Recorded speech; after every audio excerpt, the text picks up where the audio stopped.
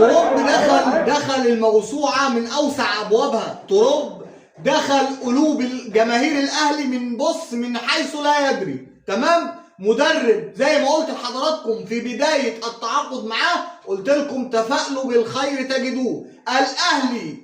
الأهلي يقطع الزمالك 2-0 مع الرأفة. مع إيه؟ مع الرأفة. بص يا كبير، هتاخد تفاصيل لا حصر لها يا كبير، أنا عايزك تتقل وتهدى. هتاخد تفاصيل مش هتلاقيها في مكان تاني. تمام؟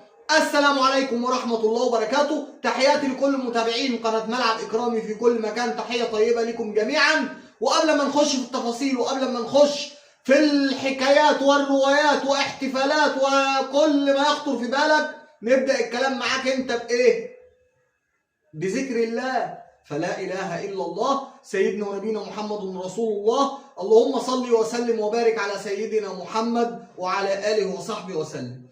قبل أي شيء يا كبير، ضرب اللايك شيء خطير. يعني استفتحنا بلايكك كده، واللي مش مشترك في القناة يتفضل ويشرفنا باشتراكه على دماغنا من فوق، ويفعل زر الجرس ليصلك كل ما هو جديد. ترب دخل قلوب الأهلاوية من أوسع أبوابه. ترب مدرب، يعني عايز تقول محظوظ قول، عايز تقول فيلسوف قول، عايز تقول دخل قلوب الأهلاوية من أوسع أبوابه قول. ترب علم مع جمهور الأهلي. إيه يا عم الكلام الجامد وإيه الكلام الكبير ده؟ هتعرف كل التفاصيل. اصبر يا كبير، هتعرف كل التفاصيل. طيب، أولا مليون مليون مليون مبروك لكل جماهير النادي الأهلي في جميع أنحاء العالم. واحد هيقول لي بقى جميع أنحاء العالم إيه؟ بقول لك إيه؟ جمهور الأهلي في كل بقعة من بقع الأرض. لا تقول لي جمهور ريال مدريد ولا برشلونة ولا مفيش. جمهور الأهلي في كل مكان، في كل مكان في العالم بالكامل. تمام؟ فمليون مبروك لكل جماهير النادي الأهلي، الجمهور الأكبر في الكرة الأرضية. في كل مكان تروح تلاقي جمهور للنادي الأهلي. ده اليابان كان لنا جماهير. بص أي مكان، مش هديك أمثلة. تمام؟ فمليون مليون مليون مبروك لكل جماهير النادي الأهلي في كل مكان. حلو الكلام؟ طيب أنت يا كبير، أيوه أنت ضربت اللايك ولا لسه؟ اضرب عشان داخلين على كلام خطير. تمام؟ أولا النادي الأهلي يحقق السوبر الخامس على التوالي، ومنهم 3 من الزمالك على التوالي. تمام؟ 5 منهم 3 من الزمالك مش هنعد بقى، امسك الخشب. تمام؟ ولكن ترب مدرب محظوظ. ليه؟ اصبر هتاخد كل التفاصيل. ليه محظوظ؟ لانه جه لعب كم مباراة وبعدها خد كاس السوبر مع الاهلي، وبعدها داخل على توقف دولي اكتر من 20 يوم. يعرف يعمل تشكيلاته وحكاياته وخططه ورواياته مع كل اللاعبين، ويعرف مستوى شمال ومستوى يمين مع كل اللاعبين. ده المدرب المحظوظ. لا واحد غيره كان جاي على حكاياته ورواياته وبتنجاناته. مدرب محظوظ بما تحمل الكلمة من معنى. معاه فترة توقف هي الأطول، يعني زي ما انت عايز تقول قول. تمام؟ زي ما انت عايز تقول. يعرف يفصل ويعرف يشكل ويعرف يعمل كل اللي هو عايزه في فترة التوقف دي. نرجع من فترة التوقف يا عم ترب، خلاص كده الحكم عليك. احنا قلنا 5 مباريات، خدت وقتك وخدت كل ما وجبت بطولة. مليون مبروك ليك، افرح، كلنا هنفرح. ولكن من بعد التوقف الدولي وعودة النادي الأهلي للعب هتتحاسب على كل كبيرة وصغيرة. ليه؟ هتبقى عرفت كل لعيبتك وكل مستوى لعيب من لعيبتك. مليون مبروك للنادي الأهلي. طيب ضربت يا كبير ولا لسه يا كبير؟ اضرب بيد من حديد لايكك، واللي مش مشترك في القناة يتفضل ويشرفنا باشتراكه على دماغنا من فوق، ويفعل زر الجرس ليصلك كل ما هو جديد. اسيست زيزو في الهدف الأول، اسيست عالمي.